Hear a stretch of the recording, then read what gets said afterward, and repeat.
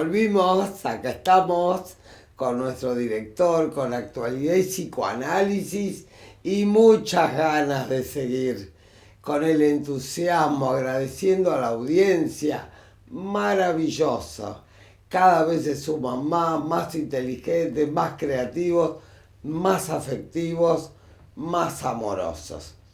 Para hoy yo tenía una trilogía de temas. Elegí uno a pedido de la audiencia. Tenía publicidades escatológicas, porque para mí las publicidades ahora están poco creativas y muy escatológicas. En algún momento voy a hablar de ese tema. El otro tema es el anticipo de las elecciones, el rum rum de las elecciones, la democracia, 40 años de democracia. Bueno, es todo una fiesta donde hay conflictos, como ustedes saben, como todos sabemos, porque somos seres humanos y tenemos disidencias, conflictos, organizaciones mentales y emocionales diferentes que hacen que no se sepa por momentos a quién elegimos, a quién no elegimos para continuar con este país maravilloso como es la Argentina. País maravilloso. El tercer punto, que es del que voy a hablar, a pedido de la mayoría, no todo el mundo, pero la mayoría, son los trastornos de ansiedad que han hecho eclosión, me parece peor después de la pandemia, y panic attack o ataque de pánico o crisis de angustia, como se decía antes, como ustedes quieran llamarle. Pero todos sabemos de qué se trata. Ahora todo el mundo tiene panic attack, ataque de pánico. Es una cosa demencial, ¿no? O todo el mundo tiene angustia. No se sabe, puede ser enojo, ira, decepción, pero todo el mundo tiene angustia. Mucha gente tiene angustia.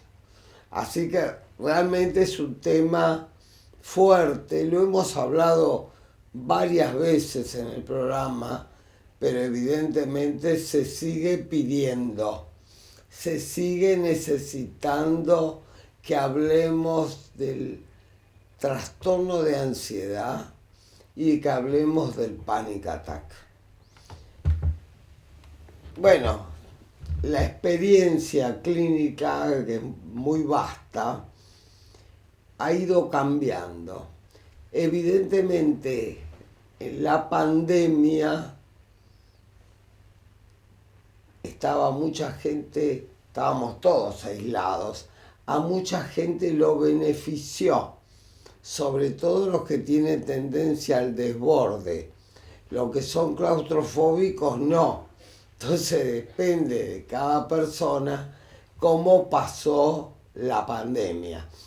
Que pasó y no pasó, porque hay bastante COVID, hay gripes, hay resfríos muy fuertes que parecen coletazos del COVID, como piensan algunos médicos, y estamos vacunados, así que el COVID le pega a uno para infectarlo y el otro lo rechaza con la vacuna, con lo cual sale modificado el virus, ya porque son versátiles, los virus son cambiantes, las cepas son cambiantes. Entonces yo pienso que al encontrarse con un organismo vacunado, pegan y se transforman en algo por ahí más suave. Como vemos los resfríos, que algunos son muy fuertes, con algunas fiebres, dolores de cuerpo o no, que duran pocos días, a otros les dura más. Depende mucho, no solo de la morbilidad, de lo que padezca orgánicamente el paciente, sino cómo lo vive mentalmente. Esto que parece una audacia, no lo es, porque hay gente que tiene fiebre y parece que se muere, y hay gente que tiene fiebre y está con chuchos, escalofríos, malestar, pero no siente que es el fin del mundo, ni piensa que se va a morir. Evidentemente los casos son más leves. Hay de todo, pero son mucho más leves. La ansiedad tiene mucho que ver con este tema y con todos los temas de la vida.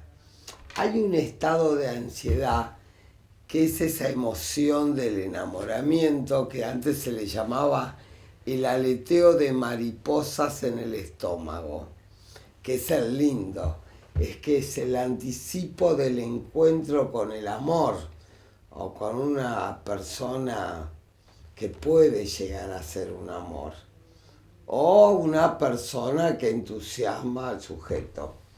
Y esas son las alas, el aleteo de las mariposas en el estómago. Agradable. Cuando la ansiedad pasa un límite, se transforma en una emoción desagradable. Es desagradable. Y cuando se exagera totalmente, llegamos a la crisis de angustia o el llamado actual de panic attack. Ataque de pánico.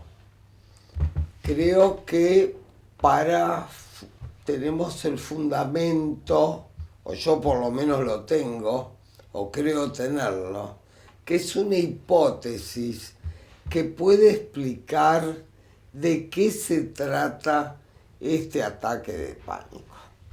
Por ejemplo, cuando aparece una pandemia, que es algo inesperado, que nos toma por sorpresa y que de repente va desapareciendo gente, el entorno de unos está diezmado, hay muchos enfermos y cada vez se nos acerca más. Al principio pensábamos que la Argentina está tan lejos de China y del mundo que parecía que estábamos salvados, aislados y que ese bicho, ese virus no nos iba a llegar. Sin embargo, llegó. Quiere decir que aunque estemos muy alejados, el virus, el cobicho, como dice alguna gente, te ataca igual. Y depende cómo te encuentres en la jugada, cómo estás parado en ese momento en el mundo, va a ser la evolución del COVID en el cuerpo. Entonces, la pandemia nos tomó de sorpresa, no lo esperábamos. La sorpresa da las neurosis traumáticas y en muchos ha sido un estrés postraumático, que es grave. No solo la enfermedad del COVID, sino el trauma psíquico, emocional, que deja en el sujeto. Es como que no estamos defendidos, no estamos protegidos por nuestro país tan lejos de todo el mundo. Estamos absolutamente ajenos a todo esto que pasa en el mundo. Sin embargo, el COVID nos demostró que estamos totalmente cercanos. No solo por las comunicaciones que ahora están pegadas, sino por los virus también. Aparte acá se sumó el dengue y otros parecidos al dengue, que también ha diezmado a mucha gente, ¿no? En Paraguay, muchos derivados del dengue que han hecho estragos. Entonces, ¿qué pasó? Esta pandemia nos toma de sorpresa, como les decía, y hace que esa sensación de que uno está protegido porque está aislado del mundo se quiebre. Ese quiebre nos deja al desnudo desprotegidos de esa ilusión de protección que teníamos. Esta hipótesis no se la escuché a nadie, así que me parece, para pensar, original y para seguir razonando el tema. Esta descompresión de la supuesta protección que nos da el país es más fuerte que la desprotección que nos dan los políticos. Es decir, alguna gente está muy adherida a la política como modelo de vida y otra gente no tanto. Hace su vida en forma más independiente. Pero aún en la gente más independiente, este cuchillo helado con la representación de la muerte, que fue el COVID fuerte, evidentemente nos dejó a todos sin armas, sin herramientas de defensa. A mucha gente la logró conmover. A mucha gente al encerrarse la logró aplacar. Y a mucha gente al estar encerrado le dio claustrofobia. Entonces, cada ser humano reacciona de acuerdo a su estado mental, a su estado de ánimo, a su estado emocional, en todas las enfermedades. Pero en esta de sorpresa y tan brutal y tan violenta como el COVID, realmente fue una amenaza de muerte real. Amenaza de muerte real. No una fantasmática angustia de muerte, que también es terrible, pero esto es real, concreto como la lámpara, el florero, las plantas, la vida misma es real. ¿Y qué dice Freud en El yo y el ello? Lo que se nos aparece como realidad es lo más resistido por uno mismo, es lo más resistido por el inconsciente. Hay que creer o reventar. ¿Cómo llegamos de China a la Argentina? Como un laboratorio, parece que evidentemente fue el escape de un laboratorio tan lejos, llegó a través de los contagios a la Argentina. Esto me hace acordar al HIV, que apareció en el año 85 en un marinero que era la peste rosa y llegó a la Argentina también.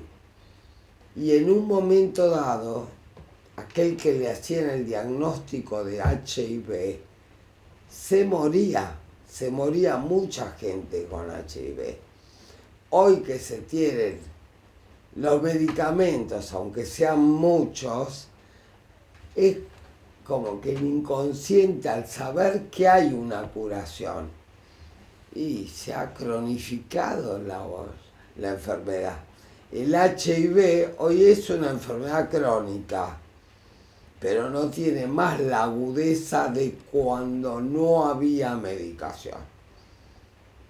Cuando aparecieron las vacunas en el COVID, muchos la rechazaron, como también mucha gente renegó de que existiera el COVID, que era un invento político, económico, no sé qué pavadas se decían, pero hay gente que lo pensaba.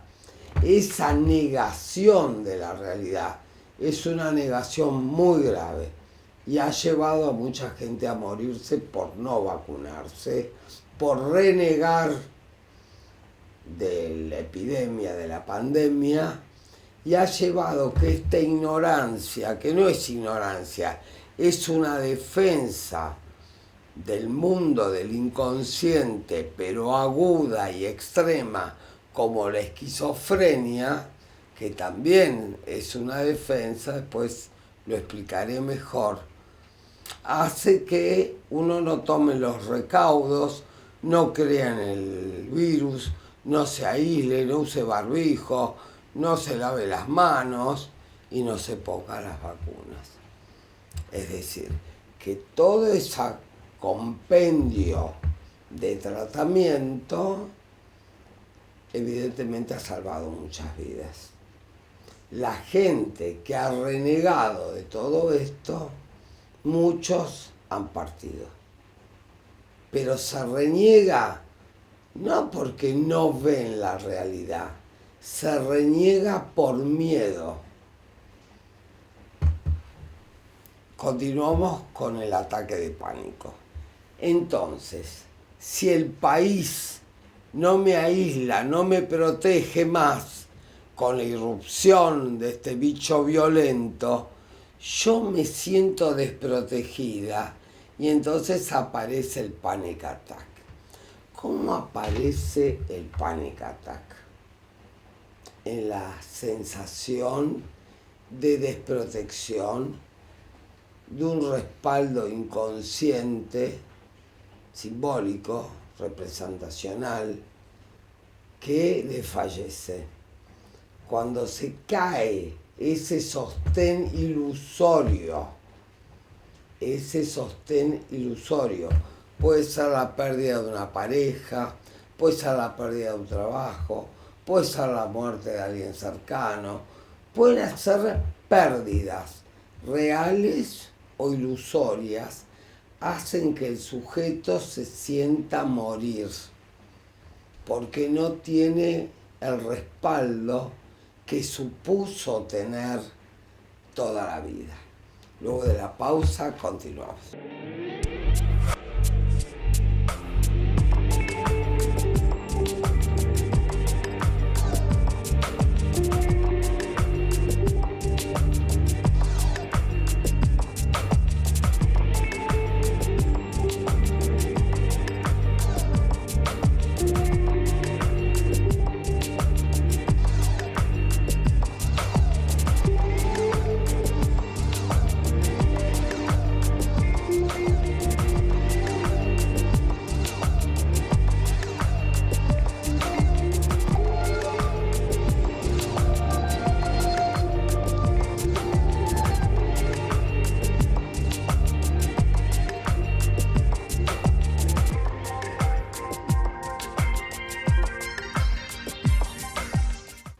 Quiero que quede muy claro esta hipótesis, por lo menos a mí me ha servido clínicamente, parece un descubrimiento.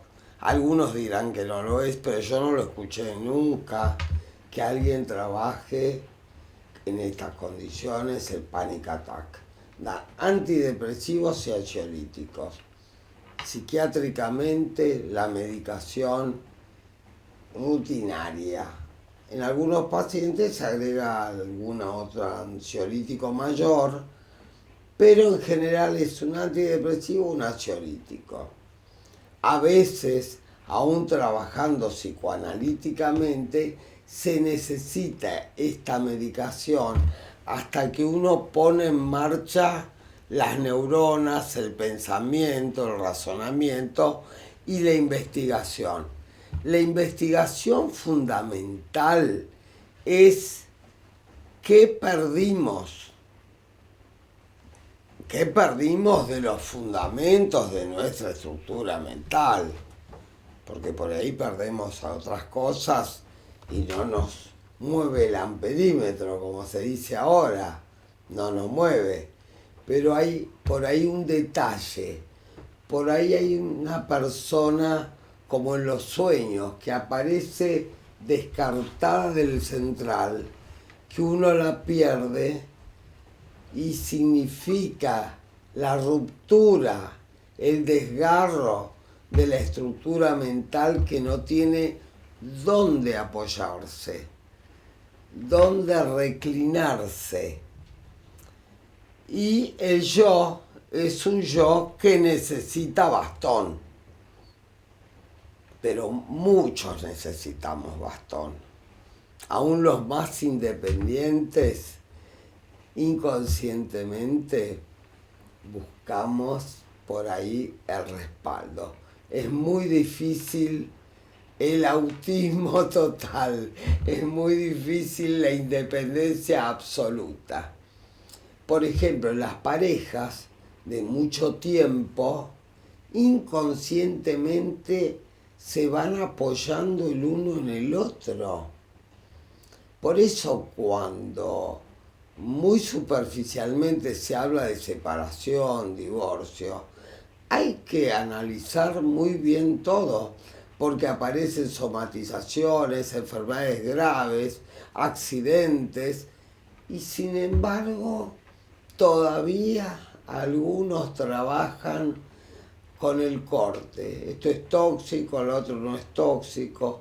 Hay que revisar todo, todo lo más que se pueda, no siempre se puede todo, pero revisar lo más profundamente posible de qué está unida esa pareja, aparte del amor, qué fantasmas del inconsciente, qué fantasías alberga esa unión.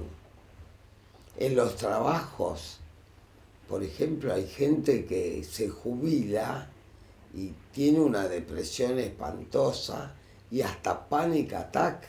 Es una pérdida de su rutina fundamental. La pérdida de los padres en mucha gente significa melancolías eternas, duelos no resueltos, duelos resueltos superficialmente. No, el inconsciente es un animal de rutina.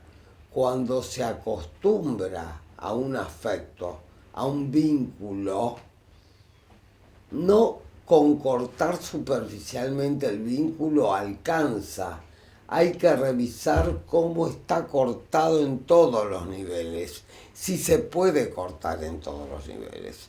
Eso no significa no cortar ningún vínculo, pero hay que revisarlo rigurosamente, minuciosamente, para que el sujeto salga lo más estructurado posible.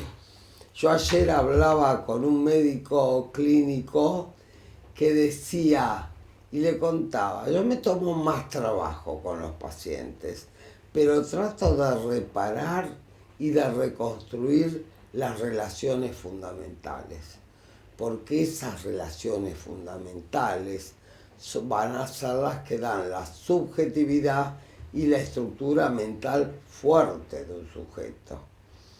Por eso estoy en desacuerdo con lo tóxico, porque se habla ahora, es una relación tóxica, es una amistad tóxica, es no sé qué tóxico. Hay que ver de qué material está constituido eso llamado tóxico y hay que ver por qué el sujeto elige esa situación.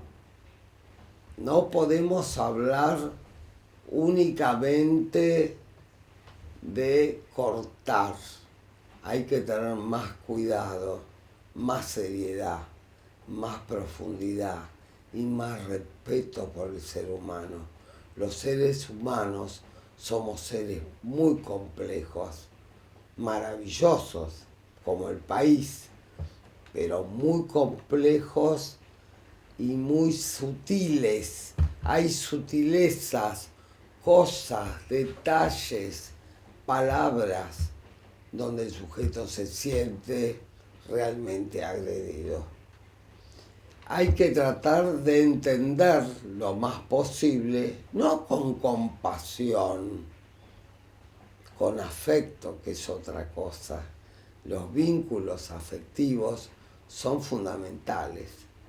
Y pensar que uno puede cortar así porque sí la relación con la madre y el padre es realmente una banalidad superficial que no está a la altura de lo que significa un sujeto, un ser humano. Evidentemente esta palabra en muletilla, ya me di cuenta, el panic attack nos pone en presencia de que hay que investigar qué se perdió. Fundamentalmente el significado de lo que se perdió. ¿Qué significaba para ese sujeto eso perdido? Sea persona, sea objeto, sea trabajo, sea amistades. Lo fundamental en la vida de cada uno de nosotros es el significado que tiene cada persona, cada objeto, cada labor, cada situación para nuestro alma, nuestro inconsciente, nuestro espíritu, como ustedes quieran llamarlo.